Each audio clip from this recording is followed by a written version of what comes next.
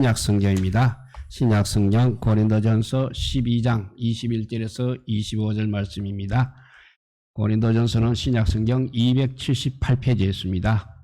로마서, 사도행전 지나고 로마서 다음에 고린도전서입니다. 고린도전서 12장 21절에서 25절까지 말씀 우리 모두 찾아서 함께 읽도록 하겠습니다. 고린도전서 12장 21절에서 25절 말씀입니다. 같이 읽겠습니다. 눈이 손들어 내가 너를 쓸 데가 없다 하거나 또한 머리가 발들어 내가 너를 쓸 데가 없다 하지 못하리라. 그뿐 아니라 더 약하게 보이는 몸의 지체가 도리어 요긴하고 우리가 몸에 덜 귀히 여기는 그것들을 더욱 귀한 것들로 입혀주며 우리의 아름답지 못한 지체는 더욱 아름다운 것을 얻느니라. 그런즉 우리의 아름다운 지체는 그럴 필요가 없느니라. 오직 하나님이 몸을 고르게 하여 부족한 지체에게 귀중함을 더하사 몸 가운데서 분쟁이 없고 오직 여러 지체가 서로 같이 돌보게 하셨느니라. 아멘. 사람들은 직업을 선택할 때 여러 가지 사항을 고려하게 되어 있습니다. 그 중에서 가장 중요한 것은 아마도 적성이라든지 수입일 것입니다. 돈을 가능한 그래도 많이 벌 수 있고 또 그래도 자기 적성에 맞게 하고 싶은 일인지를 우선적으로 고려하게 됩니다. 그러므로 어떤 사람은 직업을 먼저 염두에 두고 그에 맞는 대학교 전공을 선택하게 됩니다. 특히 전문직을 원하는 사람은 정해진 분야를 반드시 공부해야 합니다. 그러므로 그 과정을 거치게 되는 것입니다. 예를 들면 이사가 되려면, 의사가 되려면 대학에서 반드시 의학 공부를 해야 합니다. 왜냐하면 자격증이 요구되기 때문입니다. 그리하여 자신의 전문 분야인 의사라는 직업을 갖게 되는 것입니다. 그리고 그런 이러한 직종을 우리는 전문직이라고 분류를 하고 있습니다. 그러나 회사를 경영하는 자격을 얻기 위하여 반드시 경영학을 공부할 필요는 없습니다.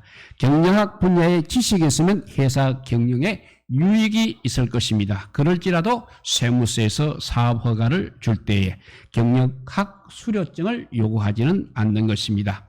또한 식당을 운영하기 위하여 반드시 요리학교 졸업장이 필요하지도 않습니다. 이것이 일반 직종과 전문 직종의 다른 점이라 할 수 있는 것입니다. 사람들은 보통 이렇게 전문직을 선호하는 경향이 있습니다. 왜냐하면 다른 직종에 비하여 수입이 좋고 평판도 좋기 때문에 그렇습니다. 그렇다면 전문직이 다른 직종에 비하여 더 귀한 직업이라 할 수 있겠습니까? 물론 그렇지는 않습니다. 세상 사람들도 직업에는 귀천이 없다고 그렇게 말을 하고 있습니다. 그런데 이 말은 매우 성경적이라 할 수 있겠습니다. 성경은 사람의 신체 부위가 모두 소중하다는 것을 말씀하고 있습니다. 그것을 교회 안의 성도들이 모두 중요하다는 비유로 말씀하는 것입니다. 오늘 본문을 말씀을 한번 다시 읽어봅니다.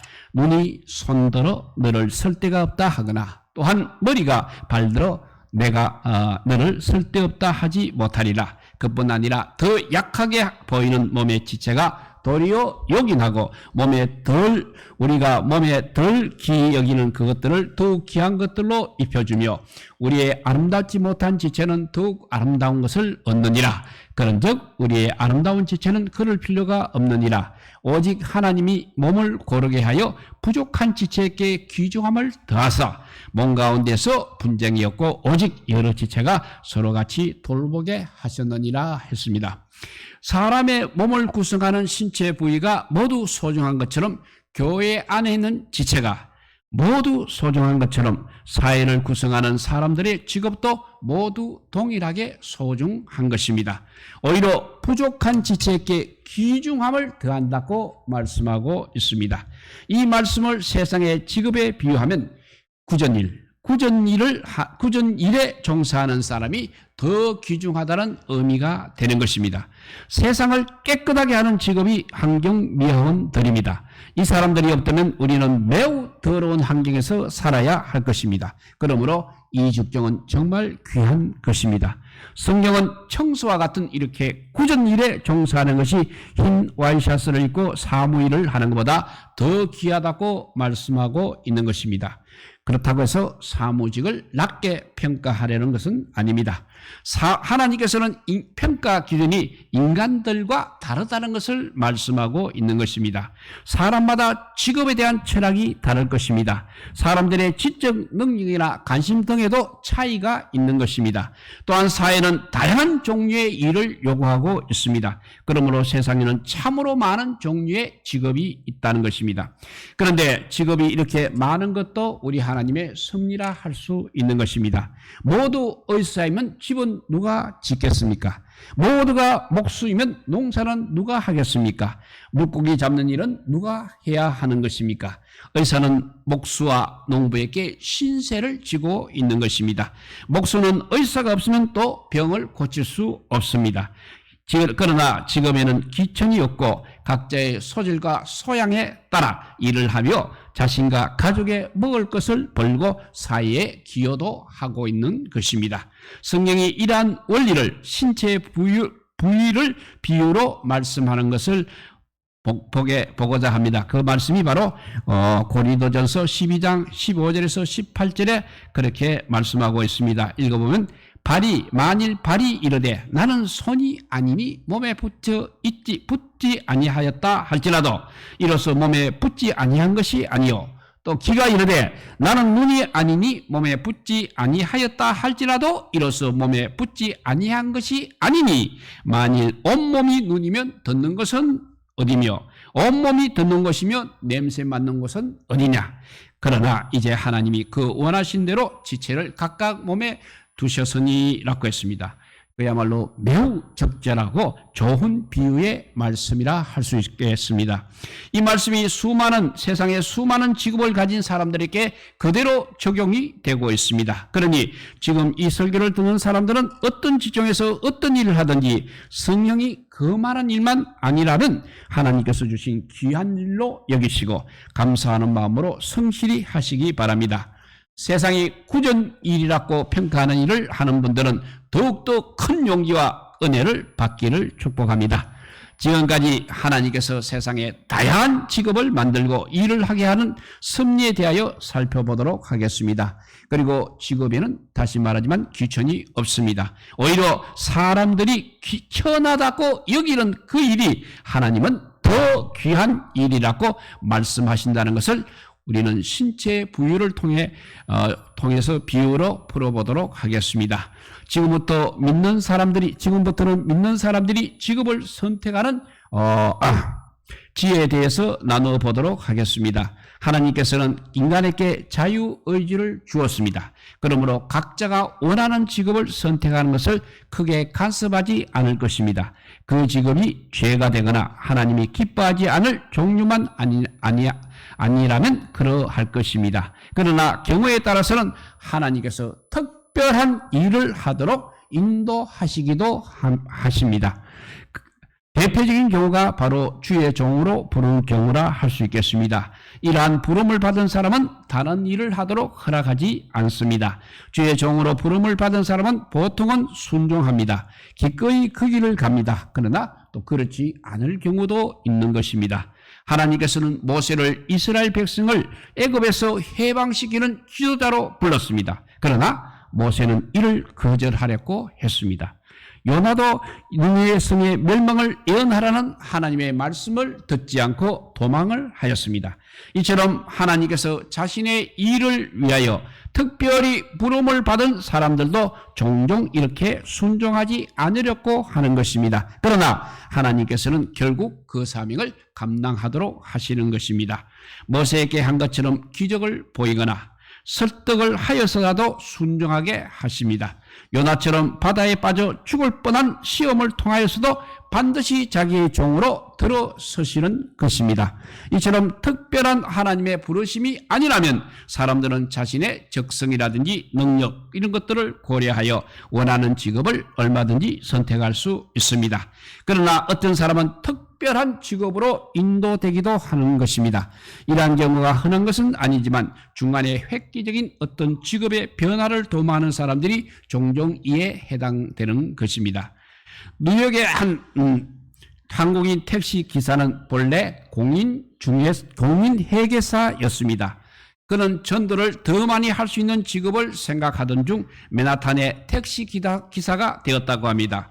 이 사람은 미국인이든 한국인이든 세계 어느 나라 사람이든 상관하지 않고 택시를 사는 성경마다 전도를 했다고 합니다.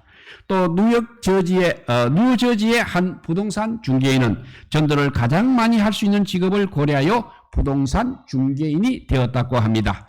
이 사람의 목적은 전도하는 것이지 돈을 버는 것이 아니었습니다. 그럼에도 불구하고 손님이 너무 많아서 실적이 좋다고 합니다. 이 사람은 하나님께서 전도하라고 사람들을 많이 보내준다고 그렇게 말하고 있습니다. 이 사람은 전도를 하려고 손님에게 최선을 다한다고 합니다. 18세기 영국의 한 살롱 주인은 예수님을 믿고 성령을 받은 후에 그 가게 문을 닫았습니다. 이 살롱 주인에서 신발 수수꾼으로 그는 변신을 하였습니다. 이 사람은 술 장사하던 것을 회개하고 전도를 많이 할 수 있는 직업을 찾다가 신발 수선공이 되었습니다. 기다리는 손님에게 신발을 고쳐주며 복음을 전하는 것이었습니다. 이상으로 예를 든 세 사람은 성령께서 이렇게 특별한 직업으로 인도하신 것입니다. 그리고 이 세 사람의 특징은 먼저 하나님 나라와 그의 의를 구하였지 스스로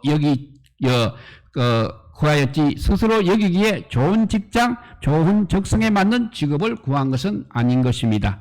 이것이 바로 믿는 사람들이 직업을 택할 때 고려해야 하는 것입니다. 직업이 하나님의 영광을 나타내는 도구가 되어야 하는 것입니다. 이미 소개한 세 사람처럼 전도의 수단으로 직업을 선택하지는 않을지라도 자신의 일터에서 얼마든지 그리스도의 향기를 뿜어내어야 하겠습니다. 반드시 일터에서 전도를 해야 됩니다. 전도할 수 없는 직업은 이 세상에 없다는 것입니다. 어떤 한 믿는 사람이 미국의 편의점 세븐일레븐에서 캐셔로 일을 하게 되었습니다.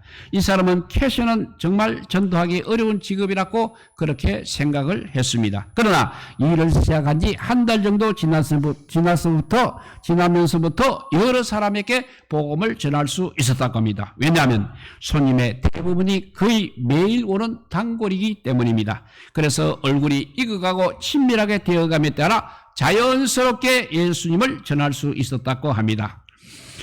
서울시청에 근무하는 한 공무원은 하루에 3번 기도하기 위하여 오후에는 화장실에서 기도를 하였다고 합니다. 그리고 자신이 승진하여 이제 독방을 가지게 된다면 방 안에서 기도실을 만들겠다고 하나님께 약속하면서 화장실에서 기도하는 것을 용서해달라고 하였다고 합니다. 그리고 이 사람은 승진한 후에 실제로 방의 한 구석에 의자 하나를 놓을 만한 공간에 기도실을 만들어 하나님과의 약속을 지켰다고 합니다. 이 사람은 행정고시를 수석으로 합격하였고 일도 매우 잘하는 사람입니다. 미국 현지 연구원 자격으로 2년간 또 미국에서 거주할 기회가 있었습니다. 이렇게 미국에 파견하는 것은 직원에게 포상을 주는 그런 의미가 있다고 합니다. 보통은 매일 특정한 기간에 출근을 해야 하는 것이 미국 파견 공무원의 직무입니다. 그러나 이 사람은 한 달에 한두 번 간단한 보고서만 한국에 보내면 되는 쉬운 일을 하게 되었습니다. 이 사람은 미국에서 2년 동안 체류하면서 어떤 교회를 섬기며 거의 하나님의 일만 하고 왔다고 합니다. 하나님을 영화롭게 하는 자에게 주신 하나님의 포상이라 할 수 있겠습니다. 서울시청에서 준 포상보다 훨씬 더 큰 상이었습니다. 이 사람은 주변의 모든 사람들에게 예수 그리스도의 아름다운 향기가 되었습니다. 하나님을 이렇게 영화롭게 하는 사람을 직장 안에서 우리에게 보여주었습니다. 어떤 한 사람은 또 미국에서 신학교를 다니며 부동산 중개인으로 일을 하였습니다. 이 사람은 주로 사무실 안에서 일을 하면서 동료 직원 몇 사람에게 성경을 가르치기도 하였습니다. 약 1년 정도 사무실에서 학교 숙제도 하고 일도 하면서 동료 중개인들을 전도하였습니다.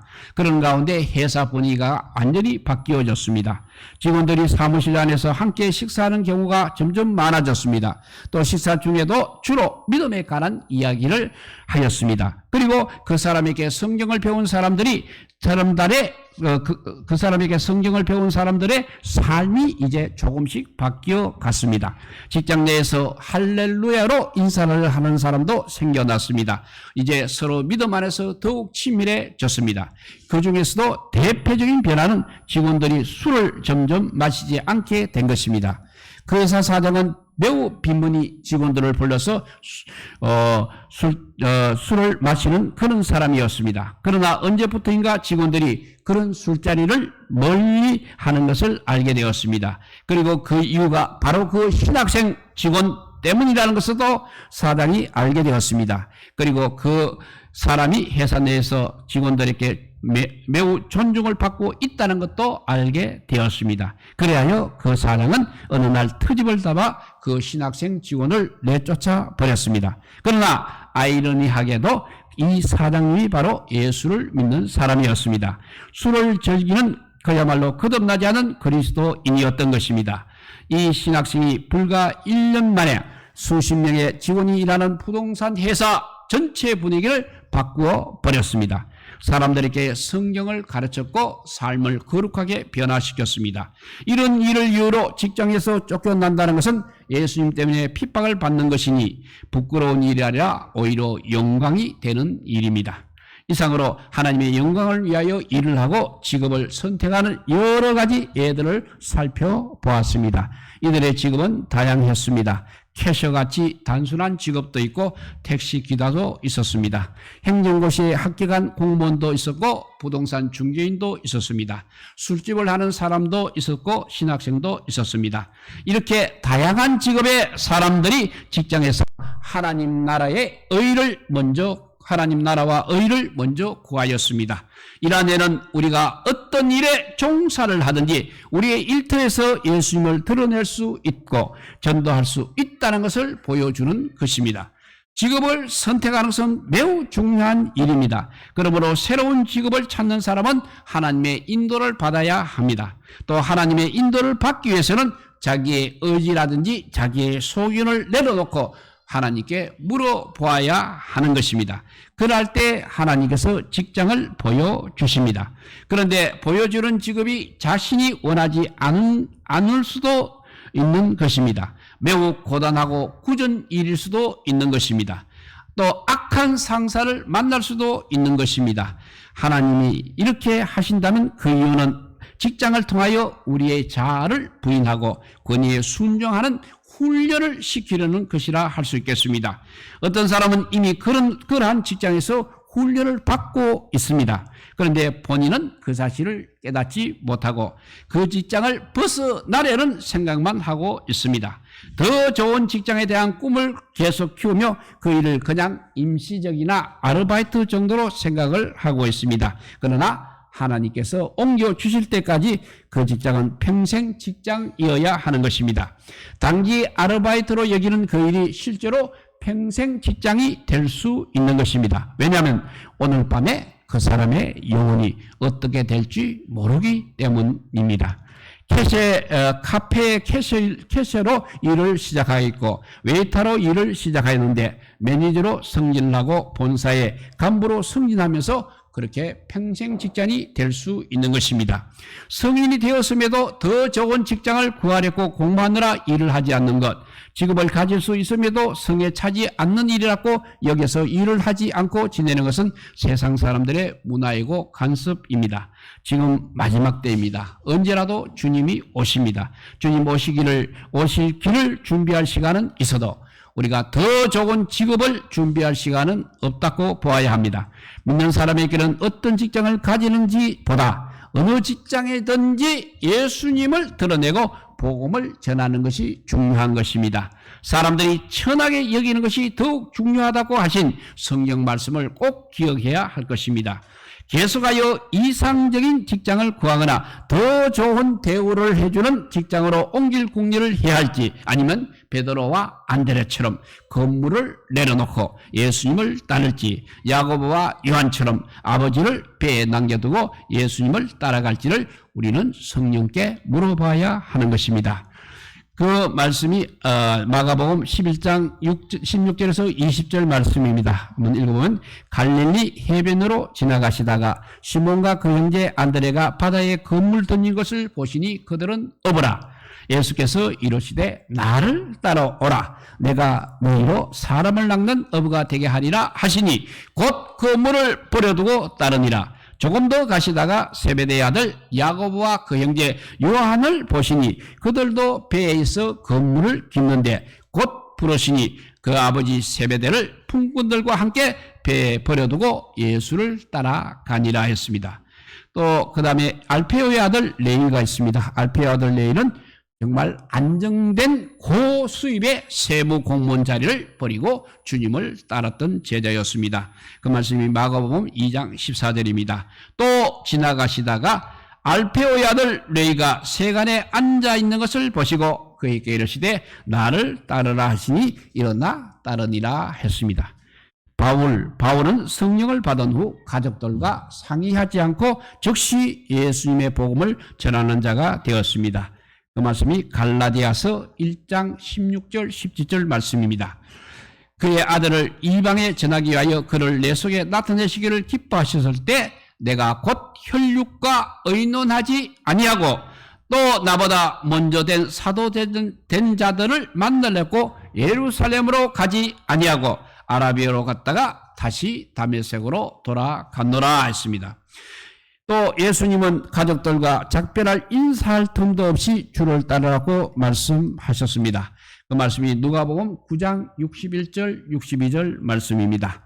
또 다른 사람이 이르되 주여 내가 주를 따르겠나이다마는 나로 먼저 내 가족을 작별하게 허락하소서. 예수께서 이르시되 손에 쟁기를 잡고 뒤를 돌아보는 자는 하느님 나라에 합당하지 아니하니라 하시니라 했습니다. 또 어떤 사람에게는 아버지 장사 지내는 일도 하지 말고 속히 복음 전할 것을 명령하셨습니다. 누가복음 9장 59절 60절 말씀입니다. 또 다른 사람에게 나를 따르라 하시니 그가 이르되 나로 먼저 가서 내 아버지를 장사하게 허락하옵소서. 이르시되 죽은 자들로 자기의 죽은 자들을 장사하게 하고 너는 가서 하나님 나라를 전파하라 하시고 했습니다. 우리에게는 주님이 지금 무엇을 하라고 말씀하고 있습니까? 우리는 지금 신앙생활과 직업에 관하여 부모와 형제와 상의하고 있습니까? 집안일과 개인적인 문제가 걸림돌이 되고 있습니까? 무조건 하나님께 여쭤봐야 하고 그러면 성령님께서 인도해 주실 것입니다. 우리 중에는 세상 일보다 하나님 일만 하고 싶은 소망이 있음에도 불구하고 경제적인 이유 때문에 그렇게 행하지 못하는 사람들이 있을 것입니다. 이러한 사람들에게 고민합니다. 우선 하나님의 일만 하고 싶은 마음을 가지게 된 것은 정말 귀한 일입니다. 하나님이 기뻐할 일이라는 것을 말씀드립니다. 왜냐하면 그것은 성령이 주신 감동이기 때문입니다. 그렇다면 먹고 입는 것도 우리 하나님께서 반드시 책임질 것이라는 믿음부터 가져야 하겠습니다. 예수님께서 전도 여행을 하고 돌아온 제자들이 왔을 때 부족한 것이 있었냐고 물어봤습니다. 그러자 제자들은 부족한 것이 없었다고 대답을 하였습니다. 하나님의 일을 하는 사람은 하나님께서 먹이고 입히신다는 것은 예수님의 제자에게만 해당되는 그런 말씀이 아닐 것입니다. 모든 사람들에게 해당되는 말씀입니다. 누구든지 쉽게 경험할 수 있는 것입니다. 우리가 하나님의 일에 전적으로 헌신한 것은 믿음의 문제이지 돈의 문제가 아니라는 것입니다.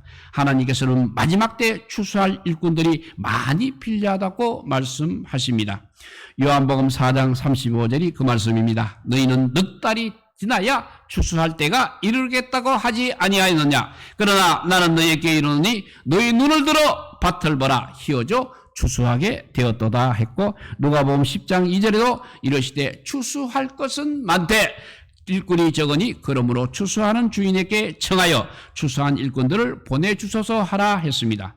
밭이 하얗게 무르익었습니다. 그런데 추수할 꾼이 없다는 것입니다. 마지막 때 풀타임으로 하나님의 일을 할 사람이 많이 필요한 것입니다. 그러니 제가 하나님께 쓰임받을 수 있는 직업으로 인도하여 주시옵소서라고 기도하시기 바랍니다. 이렇게 기도하는 것이 근무 조건이 좋은 직장에 입장할 수 있게 해 주십시오 하고 기도하는 것보다는 훨씬 더 나은 기도가 되겠습니다. 믿는 사람에게는 직업에 기천이 없다고 했습니다. 직업은 생계의 수단도 아니라고 했습니다. 믿는 사람들에게 직업은 하나님의 영광을 나타내는 수단, 영광을 나타내는 도구인 것입니다. 우리가 실업자로 한동안 지냈더니 굶었습니까? 겨울 코트를 입을 수 없었습니까? 더 좋은 직장을 찾지 못하여 고민하는 것은 더 좋은 것을 먹고 싶어 근심하는 것과 같은 것입니다. 이스라엘 백성들이 이렇게 하다가 광야에서 망했습니다.